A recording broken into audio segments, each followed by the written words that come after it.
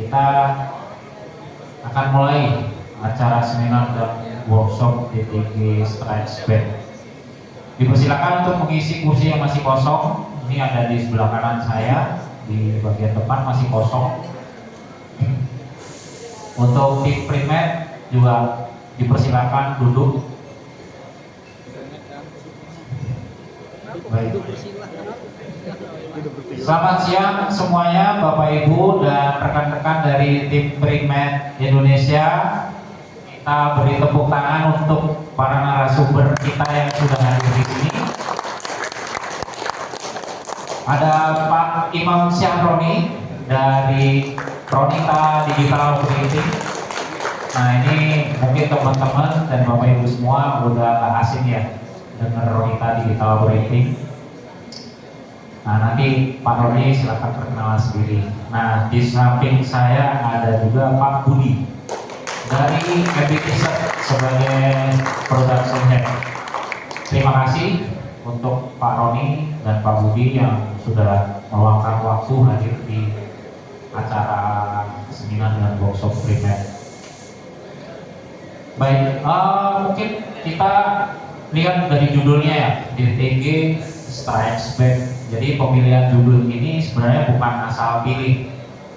Kalau di tahun lalu tagline DTG yang digunakan oleh primat adalah DTG is back. Nah, di tahun ini kita menggunakan tagline DTG Strikes Back. Jadi ini sebenarnya ada hubungan dan menggambarkan apa yang sedang terjadi di industri cetak kaos.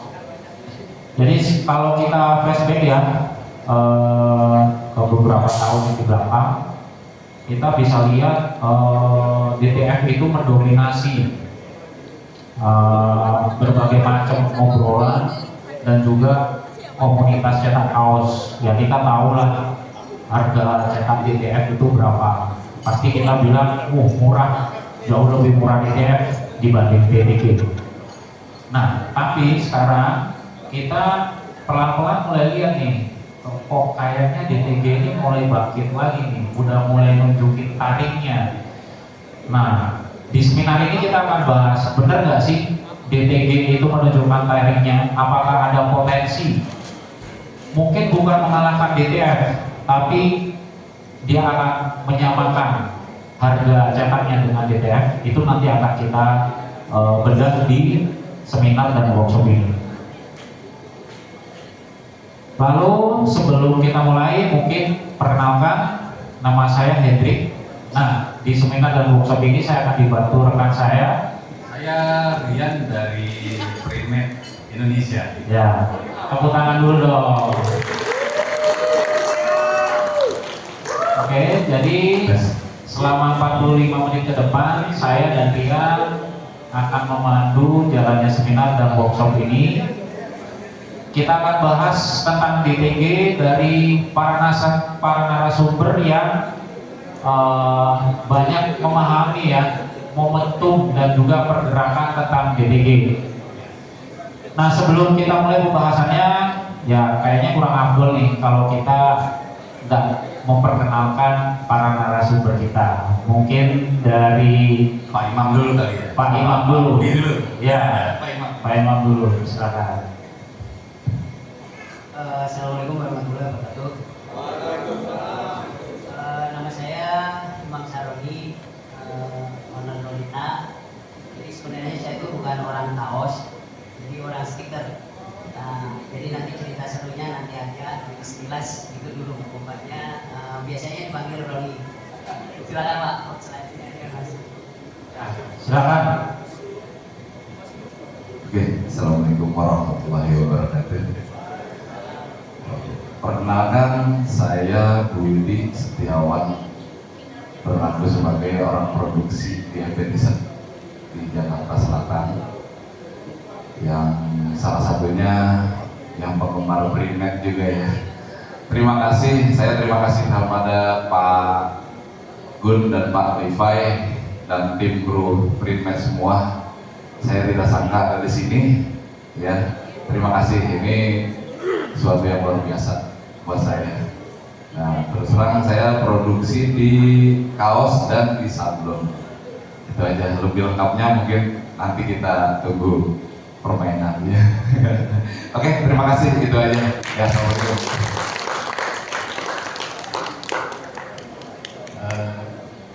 Selanjutnya mungkin masuk ke dalam segmen pertama, yaitu pertanyaan ke Pak Imam Sahroni. Nah, Pak Imam kan sudah masuk dalam main di dunia pendidikan. Nah, Pak Imam sendiri awal mulanya memutuskan untuk main di digital printing itu apa? Boleh tahu, Pak? Awal mula buka digital printing itu setelah lulus kuliah. Jadi sebenarnya di akhir-akhir kuliah itu saya sering ikut seminar usaha. Jadi saya dulu ngambilnya di teknik pertambangan ITB. Jadi mindsetnya masih Freeport atau Newmont atau ke Australia lah gitu. Tapi ternyata di akhir-akhir kuliah itu saya kecanduan seminar wirausaha. Saya mikir kayaknya lebih keren jadi pengusaha nih daripada engineer. Nah kebetulan di dekat kos saya itu ada printing. Jadi setiap saya kuliah melewati printing itu. Saya lihat keren juga nih gitu. Ya dari situ akhirnya saya mulai saya pengen jadi pengusaha. Terus kayaknya pengusaha printing aja di paling gampang gitu.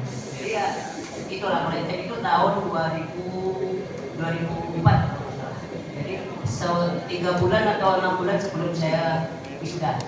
Nah ketika ya jadi udah mulai ketika saya udah punya pemikiran itu, mulai saya tuh belajar tuh di BC ya, dulu kalau Bandung kan mulai lihat infus printer hilang, printer infus dan sebagainya. Terus ya lihat yang di tadi dekat kos tadi gitu kan. Udah mulai ini alatnya, lulus langsung kita buka gitu. 2004 itu tadi, tapi pindah ke Serpongnya itu 2005 gitu. Jadi rencananya sebenarnya saya tuh mau buka di Bandung. Jadi awalnya pengen buka di Bandung, tapi ternyata istri keterima di Serpong di Puspitec. Saya daripada jauh-jauh sama istri, udahlah ikut aja sekalian kan. Jadi akhirnya buka di Serpong, dan yang itu dulu kata orang Jakarta jauh banget dari Jakarta gitu istilahnya. Ya itu jadi startnya di situ gitu. Mulai digital printing ya karena pengen jadi pengusaha tadi, terus saya pikir printing kayaknya gampang gitu kan, simpel ya, tapi ternyata ya itu-itunya gitu. Ya.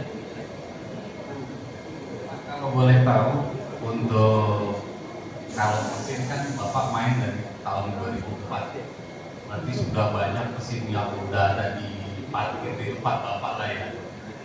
Nah, mesin apa sih Pak yang paling berkesan buat Bapak nih? Antara mesin yang paling cuan kah apa nih dari sisi Bapak sendiri? Kalau kita melihatnya dari perjuangan gitu, waktu berjuang, mesin yang paling berkesan itu HP Design 160. Jadi saya waktu itu masih ingat banget beli second, belinya di percetakan Bandung gitu. Karena dari mesin itu yang membuka langkah kita ke platform selanjutnya. Jadi awalnya kan kita pakai printer kecil tuh, yang Epson di infus. Nah ketika kenal mesin itu, saya baru ngeh, oh ternyata ada printer yang gede, ada yang ini. Misalnya dari situ mulai kenal Roland juga, istilahnya. Terus ya udah berlanjut jadi platform sampai sekarang. Jadi kalau yang berkesan banget jadi karena itu kayak jadi pembukaan kotak Pandora kita, bahwa Ronita harusnya ke platform gitu, bukan ke printer kecil lagi. Itu tahun 2006 ya, jadi 2 tahun sejak kita buka ya. Awalnya kita pakai printer kecil itu untuk cetak foto, untuk cetak ini. Nah ketika udah lihat desain tadi, HP desain tadi, dan itu setelah sekarang saya baru tahu itu sebenarnya printer teknik, bukan printer foto, bukan printer platform. Tapi ya waktu itu bodoh naik ya udah itu ya alhamdulillah. Jadi makanya itu sangat berkesan. Dari paparan dari Pak Imam Saroni apa saja yang memang sudah pernah beliau lalui dari tahun 2004 ya tadi ya Pak ya, sampai hari ini yang memang mesin printing terus berevolusi. Jadi sesuatu yang baru pastinya ada mesin yang baru lagi. Jadi setiap langkah pasti ada perubahan. Itu mungkin dari tanggapan dari Pak Imam Saroni. Ini kita lanjut ke Pak Budi. Nah ini kalau dengerin penjelasannya Pak Imam tadi kan lebih ke perjalanan hidup ya. Jadi sejarah awalnya kenapa bisa tiba-tiba nyemplung ke digital printing padahal backgroundnya itu pertambangan, mining ya Pak. Ini benar-benar langit dan bumi Pak, nggak nyambung. Nah ini kalau Pak Budi kan sebenarnya posisinya itu sebagai production head, kepala produksi di Embetition. Nah ini kalau kita bicara DTG ya, berarti ini kan udah makanan sehari-harinya Pak Budi. Udah posisinya udah paling dekat lah. Pak Budi sama DTG itu ibaratnya udah nasi sama garam. Kalau nggak ada Pak Budi, produksi nggak jalan. Kalau nggak ada DTG, produksi juga nggak jalan. Nah ini kita mau tanya nih. Posisi Pak Budi di Embetition itu selain production head, sehari-hari itu ngurusinnya apa aja Pak? Terus gimana ceritanya awal mulanya Pak Budi itu bisa berkecimpung juga di dunia produksi kaos? Silakan. Oke, terima kasih. Ya, awal kita memang diproduksi Embetition itu memang produksi konveksi kaos yang berkaitan dengan kaos itu semua pakai. Asal muasalnya kita memang produksi kaos. Kaos itu kan dari orang dewasa sampai anak-anak pakai kaos semua. Nah, berkaitannya ke apa? Berkaitannya sama sablon pastinya. Pasti berkaitan sama sablon. Memang asal muasal saya tuh dengan ownernya Pak Muji itu kita nggak ada sablon digital. Awalnya kita sablon manual. Ya, jadi kita belum terbawa dengan alur digital. Tapi dengan perkembangan, dengan keluasan, dengan sekarang ini dunia digital, kita harus ikuti. Gitu. Jadi sablon manual kita ada, cuman sekarang lebih ke digital karena tidak serepot manual. Gitu. Nah kita produksi dari tahun berdirinya di 2006 kita mulai produksi di Embetition, sablonnya masih manual. Akhirnya di 2010 ke atas ada digital, kita main, yaitu awal muasalnya itu digital itu mungkin dulu ada DTG, cuman perkembangannya tidak secanggih sekarang gitu.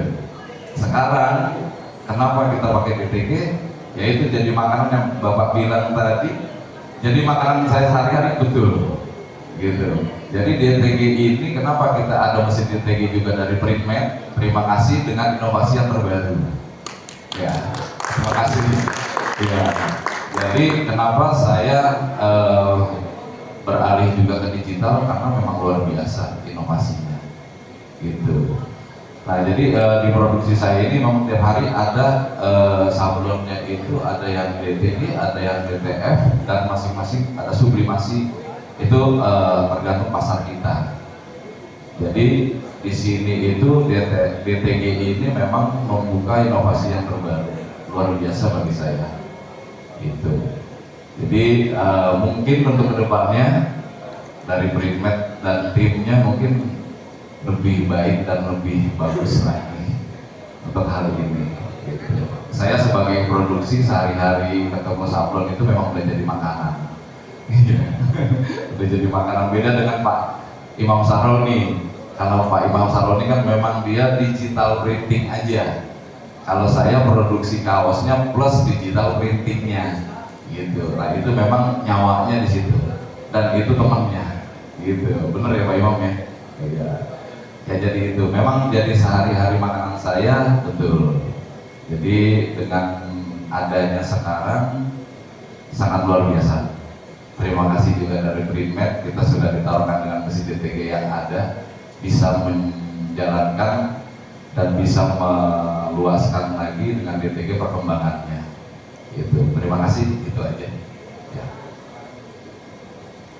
Nah, ini satu lagi Pak pertanyaan. Jadi kalau ada satu hal dari pekerjaannya Pak Budi yang orang luar itu sering salah kira, kok kayaknya gampang ya, padahal aslinya nggak segampang itu Pak.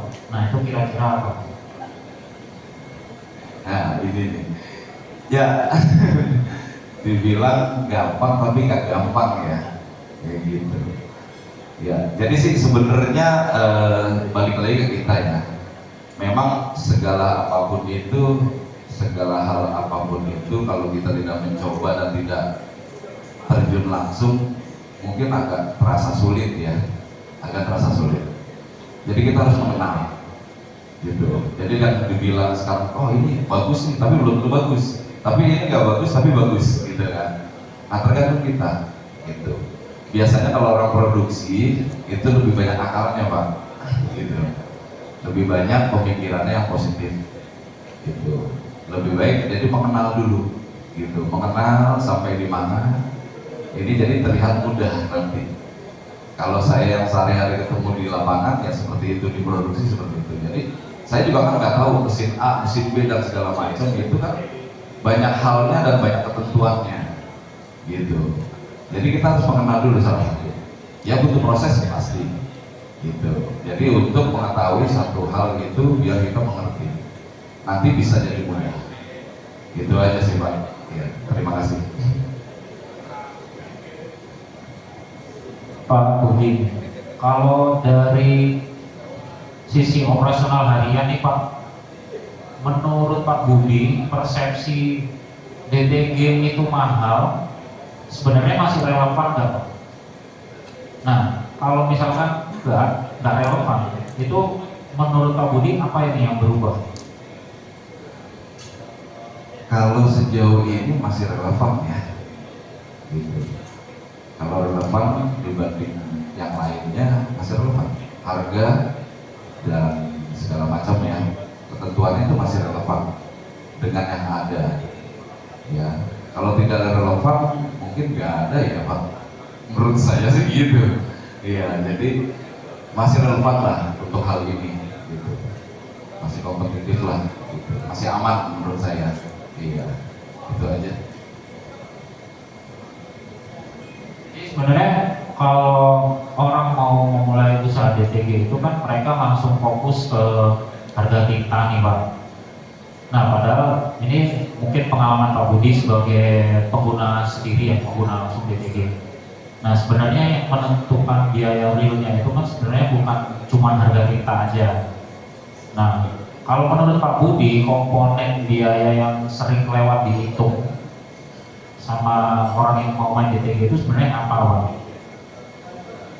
Nggak perlu sebut angkanya, komponennya aja sih Pak.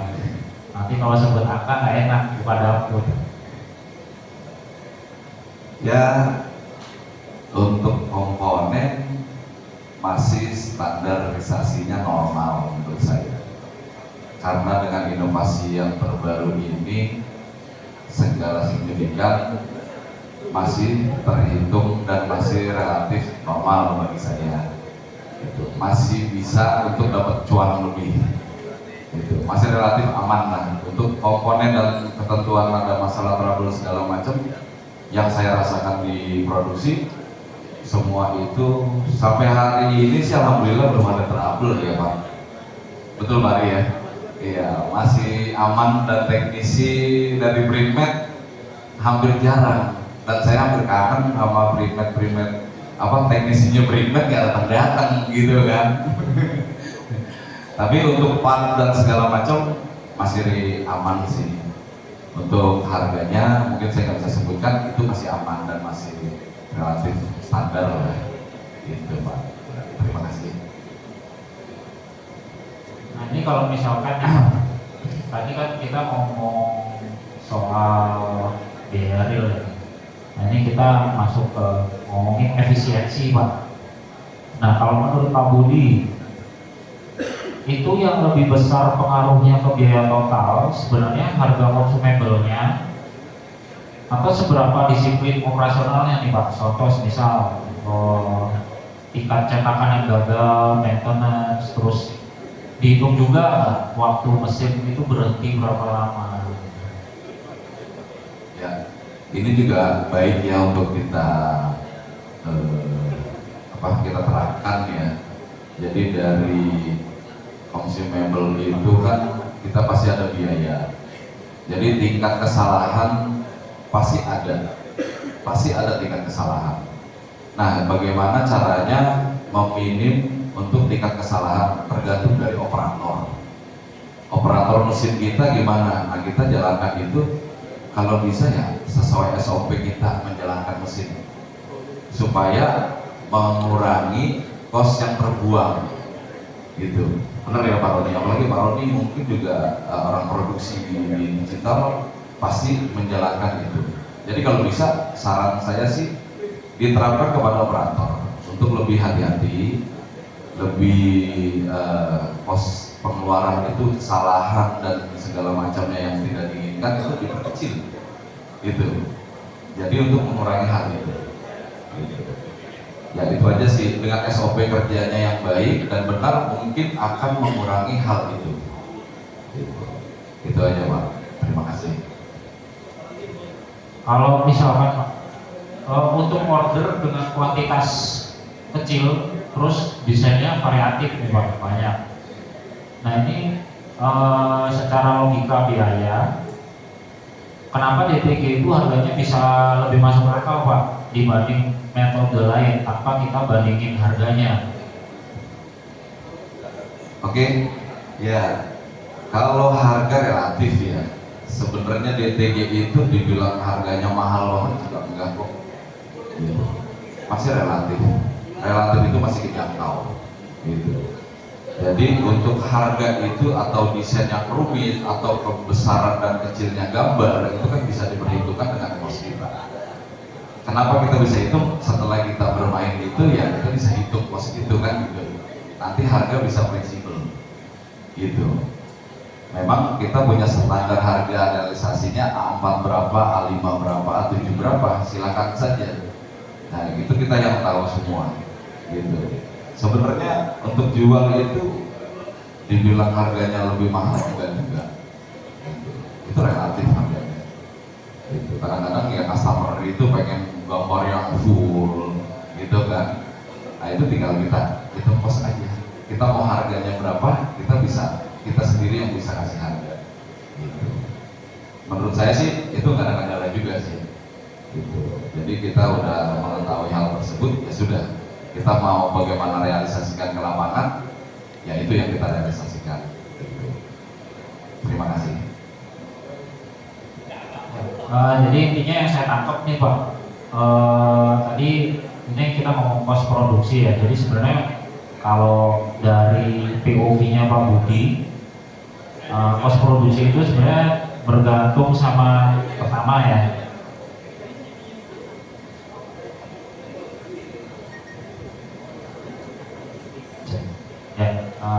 tergantung dari skala usaha pertama tadi, terus jenis orderannya ya Pak ya, sama efisiensi operasional masing-masing. Makanya ya kita di sini kayaknya kurang elok kalau nyebutin angka kos produksi gitu, soalnya siapapun pasti akan punya perhitungannya sendiri-sendiri kan Pak ya gitu. Jadi untuk tarifnya, harganya mungkin ketika si A jual sekian, si B akan bisa lebih murah atau lebih mahal gitu ya. Kalau bisa dibilang ini sebenarnya DTG itu lebih unggul di jumlah cetakan kecil, tapi dengan desain yang rumit, jadi banyak gradasi-gradasi, atau seperti apa Pak? Kalau sedikit mungkin ya jangkau sekali. Kalau kuantitas dengan yang sedikit Ya tergantung kita punya mesin DTG-nya yang berapa table. Ya, satu table mungkin kemampuannya sekian, 2 table kemampuannya sekian, 4 table kemampuannya sekian. Ya kan? Jadi tergantung alat bantu kita ini, gitu. Alat bantu kita ini bisa, kalau retailan mungkin lebih cepat ya, gitu. Karena kan segala sesuatunya nanti bisa diatur, ya kan. Gitu. Jadi kalau memang kuantitas banyak, tergantung juga dengan alat yang kita punya ini. Kira-kira kita punya perhitungan berapa jam pekerjaan dan tergantung besar kecilnya tadi si gambar, gitu. Jadi menurut saya sih masih keukur ya, masih keukur dengan seorang produksi itu dengan gambar yang besar, gambar yang sedang, gambar yang kecil itu masih bisa mengukur dengan kuantitas yang berapa banyak atau sedikitnya, itu masih bisa kita ukur dengan kita orang produksi sendiri, gitu. Masih kejangkau. Apalagi kalau memang mesinnya kita banyak, mungkin kuantitasnya lebih banyak dong, pastinya gitu, ya kan? Gitu, itu aja sih. Ya, lanjut ke Pak Imam Sahroni. Pak Imam sendiri kan memang dulunya pernah merasakan mesin DTG yang harganya selangit juga nih Pak. Dan pernah merasakan juga indahnya DTF juga nih. Nah, kalau dari sisi Bapak, dari DTG dan DTF ini perbedaannya apa sih Pak? Jadi kalau kita bandingin DTF sama DTG, itu kita memang harus lihat munculnya dulu. Sebenarnya DTG itu kalau boleh dibilang lebih duluan daripada DTF. Jadi sebelum DTF itu sebenarnya lebih muncul printer yang kita ngeprint di bahan apa tuh kayak flag gitu kan, terus mesin-mesin EcoSolvent bisa, tapi kerumitannya adalah kita harus cutting gitu kan. Nah disitulah ketika itu DTG itu jadi solusi biar kita nggak usah nganting-nganting atau cabut-cabut plastiknya kayak gitu. Terus kemudian si printable ini berkembang, gitu kan? Ada DTF yang nggak usah nganting, nggak usah ngepil, pokoknya tinggal press. Nah jadi intinya kalau dibilang babak, gitu, babak awal DTG unggul nih, gitu, karena waktu itu kompetisinya dia hanya dengan printable, kan harus nganting, harus ini. Nah ketika huruf-huruf kecil kan ribet. Tapi ketika tapi saat itu DTG masih mahal, gitu istilahnya. Nah, tapi mau menawarkan kemudahan, nggak usah cutting lah, nggak usah beli film dan sebagainya. Tapi ketika DTG udah unggul banget nih, tiba-tiba DTF datang, gitu kan istilahnya, dengan harga yang lebih murah, secara mesin lebih murah, secara proses lebih cepat juga gitu. Ibaratnya ya di babak itu DTG jadi kalah. Nah sebenarnya perbedaannya apa? Kalau yang orang produksi rasakan, perbedaannya di proses produksi tentunya. Nah sedangkan di konsumen yang dilihat adalah harga. Gitu. DTG itu waktu itu masih mahal, DTF murah. Gitu. Jadi mereka tidak benar-benar melihat sebenarnya hasil DTG sama DTF itu bagaimana, jarang yang membandingkan. Jadi hanya melihat bahwa DTF sekarang murah, ngapain harus jualan sablon yang mahal seperti printable ataupun DTG. Padahal sebenarnya beda hasilnya. Jadi misalkan nih kayak saya bawa sampel nih ya, gitu ya. Jadi tentu ini kalau dicetak pakai printable, setengah mati kita, gitu kan, bener ya Pak ya. Sebagai sesama pengguna printable gitu.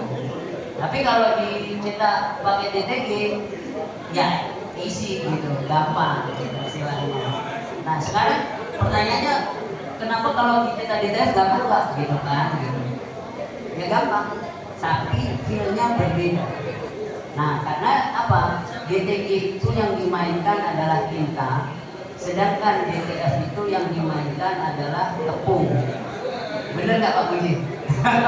Ya kan? Jadi ketika kita bicara DTF, kita tuh mencetak di atas tepung. Sedangkan kalau kita bicara DTG, kita mencetak di atas kain. Jadi pasti hasilnya beda. Nah, pemahaman inilah yang enggak semuanya apa tuh paham. Customer biasanya yang murah aja lah bilang. Padahal bagi orang produksi seperti kita, ya tentu milih yang paling cepat gitu istilahnya.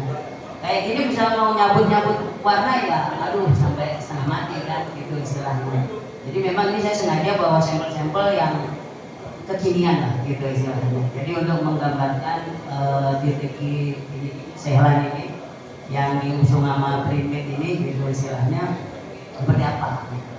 Jadi kalau dibilang DTF sama DTG itu berbeda, gitu. Memang beda Pak, tapi harus diraba gitu. Jadi kalau kita hanya lihat di YouTube, lihat di TikTok gitu, kita nggak akan sulit membedakannya.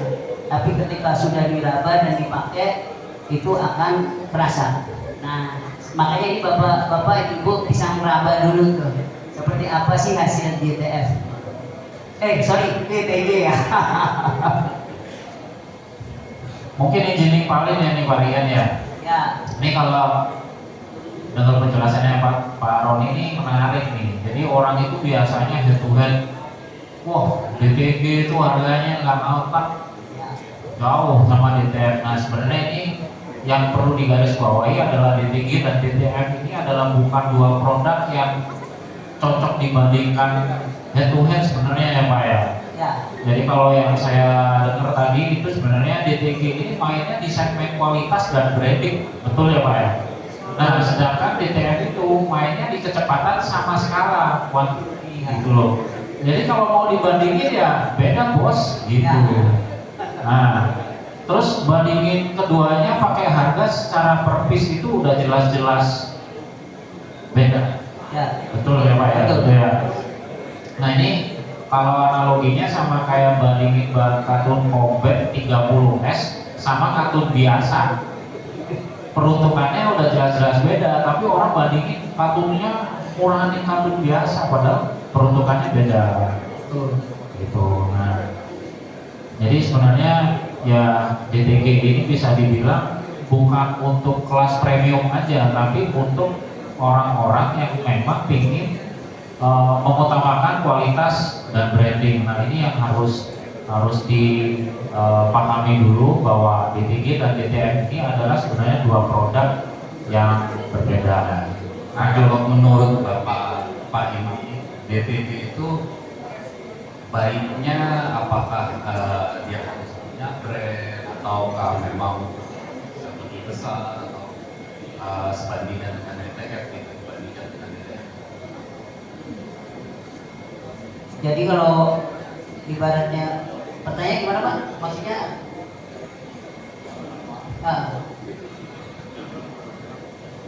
oke, mungkin ini ya maksudnya kapan kita punya DTG gitu enaknya ya gitu. Jadi sebenarnya balik lagi sih, jujur dulu kenapa balik flashback dikit lah.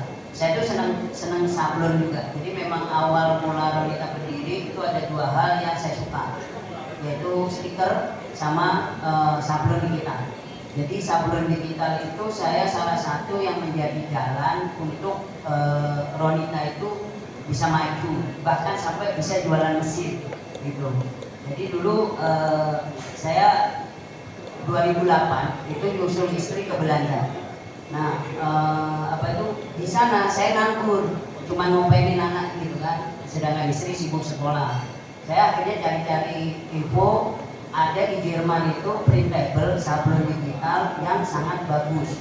Sedangkan saya lihat di Indonesia waktu itu 2008 belum ada, atau ya ada tapi masih yang jelek-jelek kayak gitu. Nah dari situ saya belajar sablon digital. Bawa balik ke Indonesia, saya share di YouTube sama waktu itu ngeblog ya. Ternyata banyak yang seneng Pak, gitu. Jadi banyak yang seneng, banyak yang lihat. Mungkin Bang Puji salah satu yang kan tadi bilang. Jadi terima kasih Pak, gitu istilahnya banyak yang seneng. Nah dari situ kita bisa jualan mesin, gitu istilahnya. Jadi ya kapan gitu istilahnya kita harus beli DTG atau apa? Sebenarnya nggak ada waktu khusus.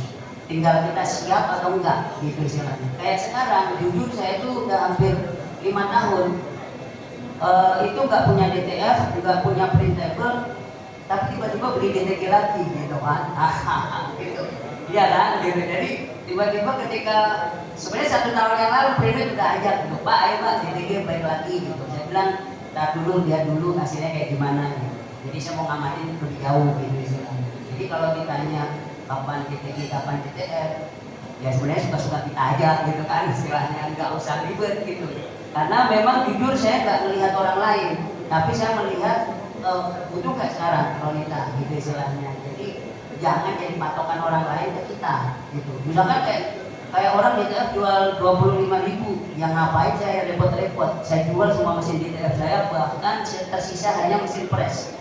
Jadi ketika DTG kemarin datang Primet ke workshop, saya masih bersyukur untung masih ada mesin press ya, gitu kan. Jadi kalau ditanya apa ini ya tergantung kita aja di masing-masing gitu loh, karena kita nggak bisa nyontoh gitu. Misalkan kayak saya nyontoh Pak Budi ini, beli DTG, beli ini, ya kan kita nggak sama gitu. Walaupun mungkin namanya sama atau sama-sama ini, tapi kita nggak sama gitu. Jadi ya sekali lagi beli mesin DTG atau DTF balik lagi ke diri kita gitu. Ya, kayak dulu kita beli DTF, beli printable semuanya, bahkan sampai belajar kemana-mana. Ya kalau sekarang ditanya kenapa beli DTG, ya karena memang kita suka gitu. Kayak gitu. Pertanyaan saya mungkin dulu kan sempat punya juga DTG ya Pak ya, dan harga partnya juga mahal kan Pak ya, harga tintanya apalagi Pak. Dan memang teknologi DTG sempat pernah redup ya, ditutup dengan sama DTF. Nah saat ini kenapa Bapak bisa memutuskan untuk main di DTG lagi nih? Apakah dari harga spare part yang murah atau dari tinta yang murah? Jadi secara jujur saya tuh sebenarnya memang suka, tadi balik lagi suka kaos ya gitu istilahnya. Nah kemarin Vakum memutuskan untuk off semua produksi kaos dan sebagainya, itu saya mau fokus ke stiker dulu gitu. Karena stiker itu memang apa ya, core-nya Ronita gitu. Nah ketika sekarang memutuskan untuk balik lagi di compare dengan yang lama, itu salah satunya memang karena vendornya Pak. Artinya gini, saya udah vendor ini kerja sama Ronita tuh udah lama. Jadi nggak hanya dari malah kalau DTG ya baru bentar kan gitu, tapi dulunya stiker Pak gitu. Stiker ini semua kita udah disupport sama Primet gitu kan. Nah saya pikir kalau kita punya DTG tapi nggak punya vendor yang support, nanti pasti ribet gitu. Nah, jadi makanya ya dari situ aja, dari ya udah vendornya siap dan mesinnya juga siap, teknologinya oke gitu kan, ya kita berani untuk comeback lagi, tapi dengan konsep yang memang berbeda dengan sebelumnya kayak gitu. Nah ini konsep yang berbeda ini memang kunci Pak. Kalau kayak Pak Budi memang fokusnya kaos, jago kaos Pak gitu, bahkan jahit gitu kan jago ini. Kalau saya jahit aja nggak bisa Pak gitu istilahnya. Jadi kita nggak mungkin niru Pak Budi atau MB T-shirt untuk arah kaosnya. Makanya kita harus punya pakem sendiri, punya ya tren sendiri. Makanya saya bilang kalau misalkan orang printing jangan sembarangan dia beli DTG gitu, daripada nanti malah juga gitu. Tapi kalau vendornya ada, mesinnya bagus, ya karena saya juga seneng kaos, ya saya bismillah aja sih mau coba lagi gitu. Oke, mungkin dari Pak Imam sendiri memang DTG saat ini memang secara feel pegang sama DTF memang jauh, karena DTG masuk ke dalam porinya t-shirt ya Pak ya, dan DTF kan malah menutup porinya t-shirt jadi panas gitu ya. Nah kalau dari Pak Imam sendiri, kebanyakan dari customer yang dulu sampai sekarang itu sukaan yang mana sih Pak dari DTG dan DTF? Kalau saya jujur memang penggemar DTG Pak.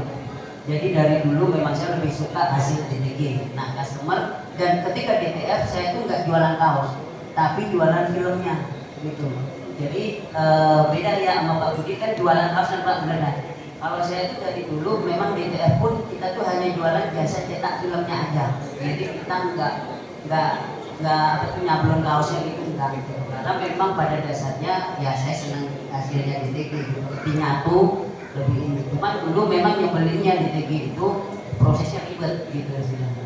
Jadi agak ini. Jadi memang jualannya kita itu memang filmnya aja. Nah, DTG sekarang itu juga kita juga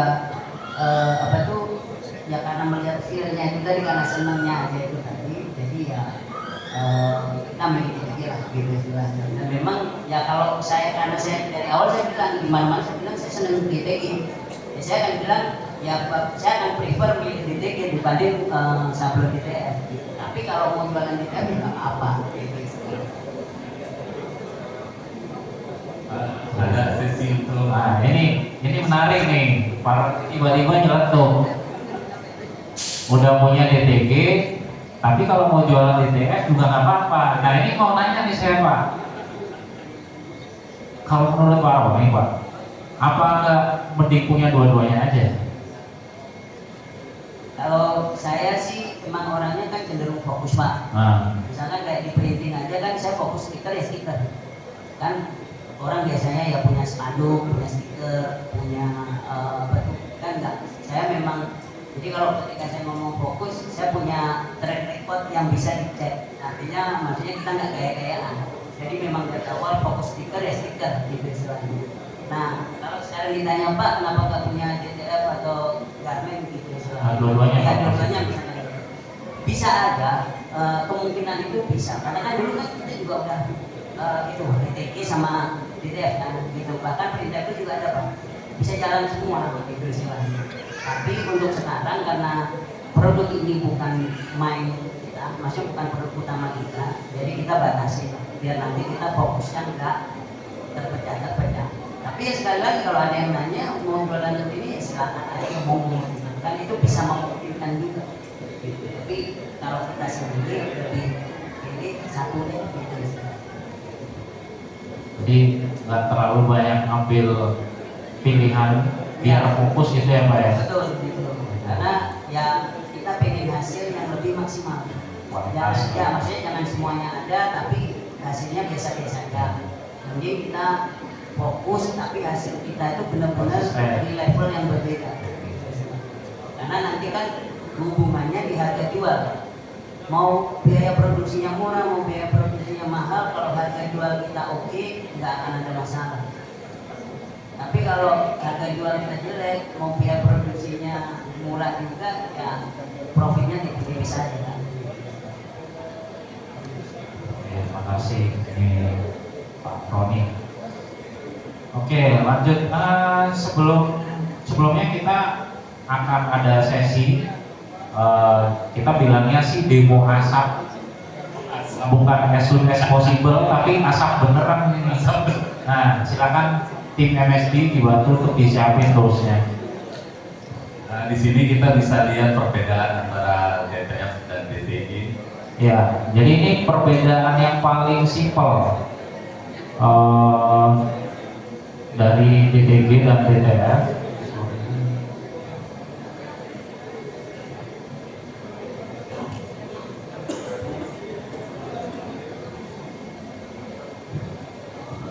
Ya, jadi di demo asap ini sebenarnya kita mau ngebuktiin klaim bahwa tinta DTG itu breathable. Jadi kita pakai asap di bawah kain itu, kita kasih asap. Tentunya udah kita cetak pakai DTG ya. Nah, kalau misalkan asapnya itu tembus ke permukaan, itu artinya tinta DTG itu gak ngeblok pori-pori kain. Nah, beda sama DTF. Kalau DTF itu kan base-nya dia harus cetak di pad film dulu. Nah, pad film itu kan punya thickness ya, punya gramatur. Jadi sebenarnya si pad film ini dia akan ngeblok pori-pori kain gitu. Nah, impact-nya apa? Impact-nya ketika dipakai oleh kita. Jadi mungkin akan terasa beda feel-nya. Kalau pakai DTF kok agak gerah ya. Nah, itu ya karena pori-pori kainnya keblocking sama si pad filmnya sendiri gitu. Jadi makanya di awal tadi disebutin bahwa kalau DTG dan DTF ini sebenarnya bukan produk yang apple to apple buat dibandingin. Nah, ketika main kualitas, ya orang akan ambil ke DTG gitu. Dari feel-nya enak, ketika dipakai juga adem. Oke, bisa dibantu? Mungkin depan sini nggak apa-apa, Ben? Ini bukan sulap, bukan sihir ya, tapi emang beneran tinta DTG itu dia tidak memblokir pori-pori kain. Jadi kita pakai biang asap di sini. Jadi nyaman ya Pak ya? Ya, jadi ketika dipakai itu DTG jauh lebih nyaman. Dan tidak panas dan gerah Ini ya Pak? asap beneran ya Bapak Ibu. Mungkin kalau mau lihat dari dekat silakan, mau maju lihat. Ini kita asapin, bisa dilihat asap beneran. Ini DTG apa DTF ya? Ya, ini sampel DTG. Ya. Kita demoin di sini.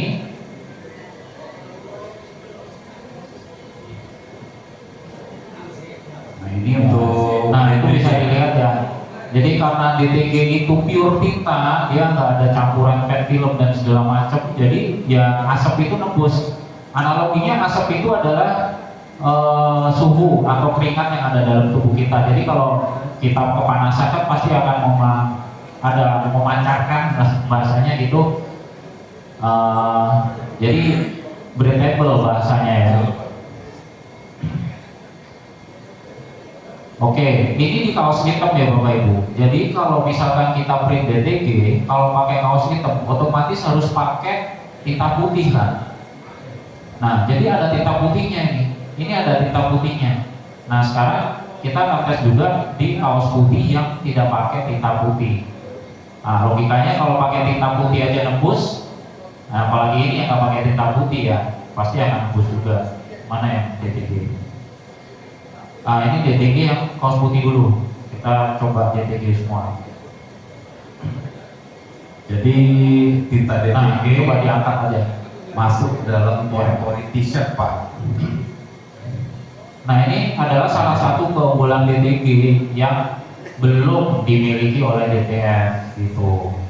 Saya nggak bilang nggak punya ya, karena namanya teknologi itu kan cepet banget ya berubahnya. Ntar tahu-tahu ada bahan yang Betul Pak. baru lagi. Nah, ini kita nggak tahu, cuman untuk saat ini ya seperti inilah kualitas DTG. Oke, selanjutnya ini DTF ya. DTF mau kaos putih mau kaos hitam pasti biasanya dikasih white ya. Iya.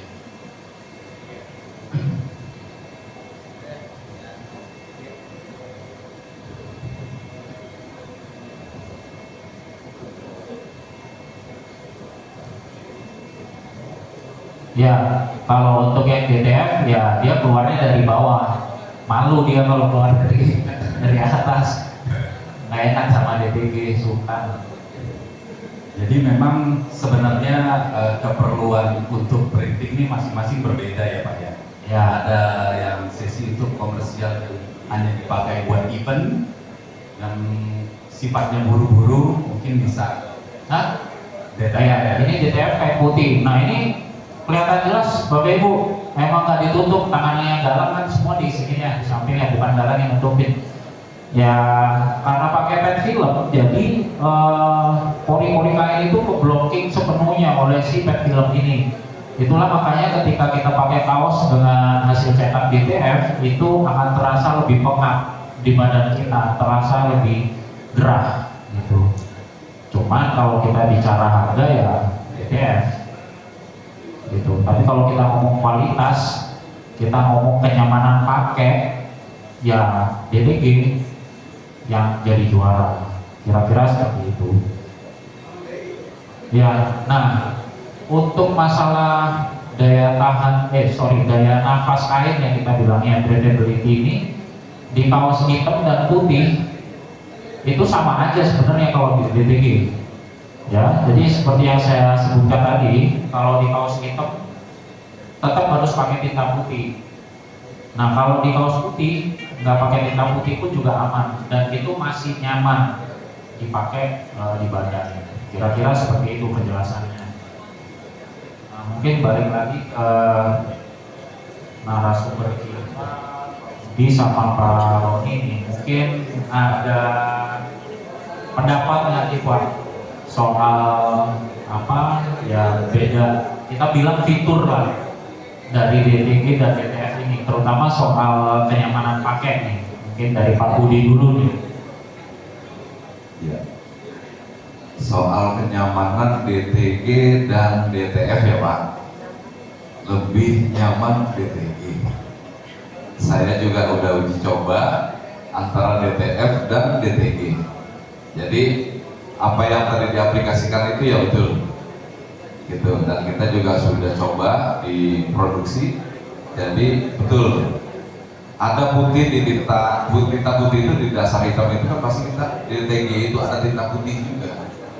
Iya, kenapa dia? Nah itu kualitas yang lebih canggih dan mungkin yang lebih terbaru yaitu DTG. Dia bisa menyerap. Jadi supaya apa? Supaya tidak gerah dipakai.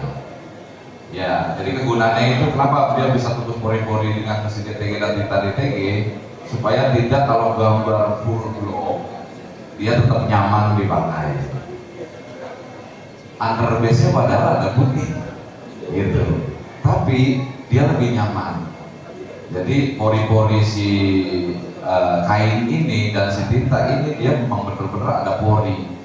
Jadi ketika kita pakai nanti kita keringetan itu lebih aman dibanding DTF tadi. DTF itu ada base putih, DTG ada base putih juga, ada tinta putih ya maksudnya ya. Itu lebih nyaman di DTG. Kalau DTF betul-betul memang tidak ada. Makanya kalau gambar untuk besar, otomatis kita keringetan, pasti lepek kita pakai. Gitu. Kalau DTG sejauh ini memang tidak lepek kalau memang gambarnya full besar. Nah inilah perbedaannya. Itu dari saya, dan ini juga metode tadi saya juga sudah terapkan, memang benar adanya seperti itu. Gitu. Terima kasih. Namanya dikit ya Pak. Boleh Pak. Kalau saya sebenarnya mau nambahin, kalau mau main DTG atau DTF itu kita jangan terjebak di situ gitu. Cobalah berpikir untuk mengkombinasikan keduanya. Jadi sebenarnya tadi kan balik lagi, kita bisa main DTG atau DTF, tapi pakemnya tuh nggak ada yang jelas kok gitu istilahnya. Contohnya nih misalkan, karena kita tadi bicaranya kaos saja, jadi seolah-olah DTF itu kayak nggak punya napas atau apa dan sebagainya. Tapi kalau kita coba berpindah media, misalnya kayak jaket jeans gitu. Ini saya pakai dua, DTG sama DTF, tapi sebenarnya bukan DTF banget sih, ini lebih printable, tapi ini gambar aja. Ketika jaket ini dipakai kan udah nggak ada lagi cerita kita butuh printable atau apa, dan ini cuan gitu loh sebenarnya. Jadi maksudnya ketika kita bicara DTG atau DTF, mungkin jangan kaos saja, tapi coba bermain di media lain gitu. Misalkan masih kayak ada hoodie, ada jaket jeans gitu kan istilahnya. Karena ini kenapa salah satu alasan saya apa itu DTG ini, biar kita mau ngetes nih gitu istilahnya. Kalau dikombinasiin gimana, ini gimana gitu. Ya, ini sebenarnya printable sih gitu. Jadi printable, ini saya ngeprintnya pakai printer Gongshengnya Printmate Pak. Keren kan gitu kan. Kenapa saya pakai printer UV? Karena nanti ketika dicuci biar dia nggak luntur. Karena kalau kita misalkan pakai Eco itu atau pakai DTF, kena cuci luntur gitu istilahnya. Apalagi kain-kain tebel kayak gitu. Terus kalau yang ini DTG, jadi kain kaos saya tempel di jaket gitu istilahnya. Ini memang lagi tren nih, kalau untuk yang suka ngikutin apa modif-modif jeans gitu, itu lagi ngetren kayak gitu. Tapi kalau lagi males banget gitu kan, ya udah ini full DTG gitu. Jadi ini full DTG, langsung print di DTG. Nah, kan kalau kita bicara DTF ngebandingin terus hanya di kaos kan, DTG kayak nggak seru gitu loh. Padahal sebenarnya masih banyak media lain yang bisa kita garap. Bahkan kalau ternyata kita sudah punya dua-duanya, DTF terus mau nambah DTG atau DTG mau nambah DTF, ini masih market yang sangat jarang digarap gitu istilahnya. Dan ini seru sih. Dan kebetulan memang saya ngikutin market-market ini, orang-orang yang suka modif-modif kayak gini itu jualnya tuh gila-gilaan. Satu jaket itu bisa 1 juta gitu. Tergantung merek ya. Kalau ini kan karena sampel saya beli yang murah aja jenisnya kan gitu. Nanti kalau bikin sendiri ya ya itu ide aja tambahan. Maksudnya bukan apa, kita nggak apa-apa bandingin DTF, DTG itu oke. Tapi jangan lupa bahwa sebenarnya keduanya itu bisa dimainkan bersama gitu istilahnya. Tapi kalau nggak mampu ya cukup 1 aja gitu kan. Boleh. Pak, kalau boleh tahu nih untuk Pak, kan ada kalau dari DTF sendiri kan itu untuk tipisnya kan katanya bisa di raster tuh Pak, DTF. Nah, raster itu kayak gambar seperti ini Pak. Rasternya itu filenya yang berbeda, hasilnya yang berbeda, atau apa namanya, lebih tipis kan ya, atau dari DTG dan DTF ini hasilnya perbedaannya apa Pak ya, kalau DTG di raster dan DTF di raster? Mungkin dari sisi Pak Budi nih, dari produksi pengen tahu. Oke, ini bahas hasil ya, Hasil Pak. hasil sama file. Ya, Nah ini menarik juga. Menurut saya mungkin Pak Imam Sarodi juga, mungkin teman-teman yang lain juga. Saya pastikan file itu high res. Yang pertama itu ya, filenya sudah vektor gitu loh. Jadi kalau kita bikin produksi untuk sablon itu baik DTG atau DTF, yang pertama itu file. Iya Pak. Yang menentukan file. Nah, yang kedua nanti cara mengoperasionalkannya, gitu ya. Nah, DTF ini tadi pertanyaannya Bang Rian, bisa nggak sih dibikin lembut? Bisa nggak sih dibikin biar nggak kaku, gitu kan? Bisa, gitu. Tapi ada ketentuan yang berlaku, gitu. Ketentuan berlaku dalam arti, oke, ini filenya ngeblok seperti ini, ya kan? File ngeblok ini gimana supaya tidak ngeblok DTF ya? Iya. Bisa nggak filenya kita bikin raster? Nah, Bisa. Nah, saya juga mungkin Pak Imam juga sudah sering mencoba, karena Pak Imam itu kan digital pasti melakukan hal itu. Saya pun juga melakukan itu seperti ini. Ini mungkin file tadinya ngeblok ya Pak Imam ya? Ngeblok kan? Nah, ini tergantung si operator, ya kan, sama si orang desain. Gitu. Ini bisa nggak biar nggak ngeblok? Bisa. Filenya kita bikin raster. Mau pakai DTF? Bisa. Gitu. Nah, ini saya juga udah coba nih, sama nih. Mungkin Pak Imam juga udah sering coba. Gitu. Apalagi DTG yang bisa banget. Dia mau ngeblok aja masih lembut. Gitu kan. Ada kesusahan nggak Pak waktu untuk mencabutnya Pak? Kalau dari Mungkin kalau yang belum ngerti ilmunya mungkin udah agak susah ya, gitu. Tapi kalau udah tahu untuk cabut warna ini kan sama juga bahasanya cabut warna ya, gitu. Ada yang dihilangkan, gitu. Nah ini bisa, sebenarnya mudah, tinggal maunya seapa, gitu. Karakternya mau seapa, gitu. Jadi kalau menurut saya nih, bisa nggak DTF dilembutin? Bisa. Gitu. DTG bisa banget, gitu kan. Ya itu aja sih. Ya mungkin dari memang mungkin tambahan. ya betul itu saya setuju. Di DTF juga bisa di raster dan sebagainya. Tapi saya lupa tadi dari tadi soalnya nih print mejanya yang kecil nih Pak. Saya agak protes, harusnya gede. Jadi biar sampel saya yang saya bikin itu bisa nampil. Saya lupa DTG apa tuh print ini bisa warnanya bisa stabilo. Nah, dan ini salah satu alasan kenapa saya mau ngambil mesin DTG ini. Jujur, DTG itu kalau 4 warna, warnanya jelek banget. Serius, kalau mau dibandingin DTF dan sebagainya, udah ketendang kemana-mana. Mau DTG-nya yang harga selangit pun, kalau 4 warna, kita nggak bisa bicara apa-apa. Gitu, ya Pak Rian ya? Bener ya? 100% kan? Tapi kalau kita beli DTG yang mahal, yang tingkahnya banyak, yang DTG yang mereknya terkenal, itu harganya mahal sekali. Mahal sekali. Dan itu memang agak pusing gitu istilahnya. Tapi ternyata tiba-tiba printmate bilang ke saya, Pak ada DTG 9 warna, kayak berita stiker saya dong gitu istilahnya. Betul Pak, bisa cetak oranye, bisa cetak red gitu kan. Nah karena saya itu emang penggemar warna ngejreng-ngejreng, ya saya bilang oke deh kalau gitu, coba deh. Nah makanya saya ini tampilkan gitu. Jadi ini salah satu contoh yang nggak diapa-apain. Kalau saya bilang sih DTG itu nggak perlu raster, nggak perlu apa, karena dia kan udah lembut. Tadi udah ada demo asap sekarang. Ngapain sih pusing-pusing ngeraster sekarang? Karena jangan salah file ketika ngeraster, warna turun kan Pak. Nah itu yang jadi pusing. Jadi orang pikirannya ketika udah di raster akan selesai. Enggak loh gitu, malah ketika di raster kadang malah kok warnanya jelek banget gitu istilahnya. Nah makanya saya butuh DTG yang warnanya itu bisa naik gitu loh. Salah satunya ya dari komposisi tinta gitu istilahnya.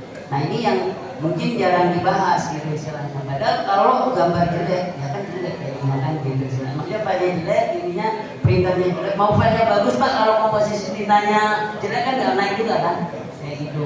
Jadi misalkan kayak gini nih, kalau ini dicetak pakai 4 warna langsung mendem. Jadi tapi kalau karena ini ada si DTG-nya, printmate ini ada hijaunya ini kan, nah hijaunya jadi nggak mendem tuh kan gitu istilahnya. Warna oranye juga cakep, jadi nggak jadi warna mendem, jadi warna Repsolnya keluar lah gitu. Kalau anak Kailo Repsolnya mendem Pak, langsung ogah gitu, malu saya makainya kan gitu. Jadi sekali lagi salah satu kelebihan DTG itu tadi, ya itu tadi Pak. Jadi udah sebenarnya kalau udah DTG kita nggak usah pusing raster. Toh software sih nggak ada, gampang. Tapi kenapa kita nggak nonjolin warna-warna juga? Jangan kelupaan aja sih gitu. Mantap nih dari bapak-bapak semua penjelasannya. Nggak mau tanya untuk dari sisi Pak Budi. Pak Budi kan sudah melalui teknologi manual, DTG, terus DTF, DTG lagi nih. Nah dari manual kan banyak pecah warna ya Pak. Betul, banyak untuk satu hasil seperti ini harus ada berapa banyak film, Iya. script. Wah, kalau ditanya saya balik ke base dasar, ini sangat sulit sekali ya. Sulit ya, Pak? Iya. Betul. Mungkin ini jadi suatu pekerjaan kalau warna ini saya suruh sabun manual. Iya, maksudnya gitu. Iya, gitu. Ya kan? Jadi berapa screen gitu banyak. Nah, ini betul. Nah, dari sisi Bapak setelah ada DTG saat ini, itu sangat ngebantu nggak sih Pak dari sisi produksi Pak? Ya, terus terang membantu. Bantu banget. Terus terang membantu. Jadi nggak banyak screen jadi Nggak banyak screen. Kenapa? Ini ya inilah inovasi yang terbaru sekarang ini yang printmate keluarkan. Sekarang tadi Pak Imam Saroni juga udah bilang keluar yang 9 warna, ya kan? Udah nggak pusing. Sekarang dulu orang desain saya dan orang campur warna tinta, Mas Komeng sebagai kepala produksi sablon, saya lihat itu dia nyuci screen, gitu kan? Terus ada berapa warna? Ada 10 warna, ya 10 screen, gitu kan? Bener nggak memang? Betul ya? Nah gitu, jadi luar biasa kita repotnya, gitu kan? Nah itulah perjalanan ya, perjalanan perkembangan semua digital sekarang bikin mudah, ya itu. Sekarang mau kasarnya 1000 warna dengan mesin yang ada, itu udah bisa kita kembangkan sekarang, gitu. Dan sangat membantu sekali. Gitu. Jadi benar teknologi itu memudahkan kan Pak? Betul, dengan perkembangan teknologi sekarang memudahkan dan mempercepat juga. Siap. Gitu. Kan membuang waktu yang terus terbuang kan. Jadi waktunya lebih cepat gitu sekarang. Kalau tanggapan dari Pak Imam? Oh iya, kalau saya sih pertama ngebantu banget. Terus kita bisa menghemat SDM. Jadi nggak perlu karyawan yang banyak, nggak perlu tempat yang gede-gede juga gitu istilahnya. Karena ya sekarang kan memang ribet ya kalau kita tempatnya kecil tapi alatnya gede-gede kan jadi susah. Jadi juga terus karyawannya juga kebanyakan karyawan tuh kadang resiko gagal, bener nggak Pak? operator lupa misalkan gitu like screen ininya dan sebagainya. Jadi dengan mesin yang simple ya udah Pak, sangat ngebantu dan menghemat biaya, terutama di SDM sih kalau menurut saya kayak gitu.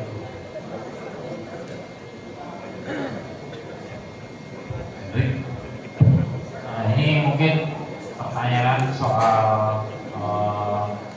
sistem pretreatment ya Pak ya. Ya, jadi kalau lihat pengalamannya Pak Roni kan dulu pakai mesin Cornit ya. Nah ini Cornit kan udah yang kelasnya premium Pak, harganya premium, dan waktu itu juga sempat jadi market leader kalau nggak salah ya. Orang nyetak DTG pasti pakainya apa? Cornit. Wah itu udah pasti langsung dicari tuh. Nah ini kalau Pak Roni melihat perkembangan dari eranya Cornit ke era printer DTG sekarang yang dari China kita sebut Shenlang lah. Nah itu perubahan yang paling signifikan dari sistem pretreatmentnya, sistem coatingnya lah, itu apa Pak? Yang paling signifikan perubahannya? Jujur kalau masalah coating masih yang terbaik itu Cornit terbaik, karena dia di dalam satu mesin. Artinya kita masukin kaos langsung coating langsung jalan. Tapi untuk Shenlang ini jauh lebih canggih dibanding DTG Cina yang dulu kita punya. Jadi sebelum Cornit saya tuh udah punya DTG juga Pak. Gitu. Jadi memang sebenarnya dulu mimpi dari printable beli DTG gitu kan. Nah cuman coating itu jadi kendala. Jadi dulu operator saya coating separuh tebal separuh enggak. Aduh gitu kan. Apa tuh jadi problem lah.